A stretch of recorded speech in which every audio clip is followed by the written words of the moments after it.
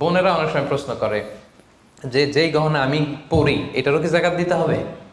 একতলাপূর্ণ মাসালা, বিশুদ্ধ মত হচ্ছে দিতে হবে। তিন মাযহাব বলছে দেয়া লাগবে না, ইমাম আবু হানিফা বলছে দেয়া লাগবে, এবং আবু হানিফা রহিমাহুল্লাহর কথাটাই ভ্যালিড, বেশি যুক্তযুক্ত।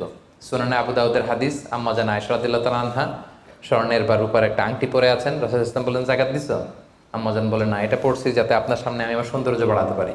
রাসূল সাল্লাল্লাহু আলাইহি ওয়াসাল্লাম বললেন হাসবুকি মিনান নার, জাহান্নামে ঢুকাতে এটাই যথেষ্ট। সাথে সাথে জাকাত দিয়ে দিলেন আম্মা জান আয়েশা। তো আম্মা জান আয়েশা তো এটা পরিহিতা ছিলেন, কি বলেন। আরেক নারী আসলেন তার মেয়েকে নিয়ে, হাতে দুইটা স্বর্ণের চুড়ি। রাসূল বললেন জাকাত দিছো? দেই নাই। বলতেছে তুমি কি পছন্দ করো যে এই দুইটা চুরির পরিবর্তে আগুনের দুইটা চুরি জাহান্নামে পরানো হবে? ওই মহিলা ভয়ে তাড়াতাড়ি খুলে দিচ্ছে, রাসূলুল্লাহ নেন, পুরোটাই দিয়ে দিলাম। তো এই হাতের বালাও কিন্তু ওই মেয়ে হাতে পড়া ছিল, তাই না? এতে করে বোঝা যায় যেই জুয়েলারি আমার বোনেরা আপনারা ইউজ করেন সেটারও জাকাত দিতে হবে।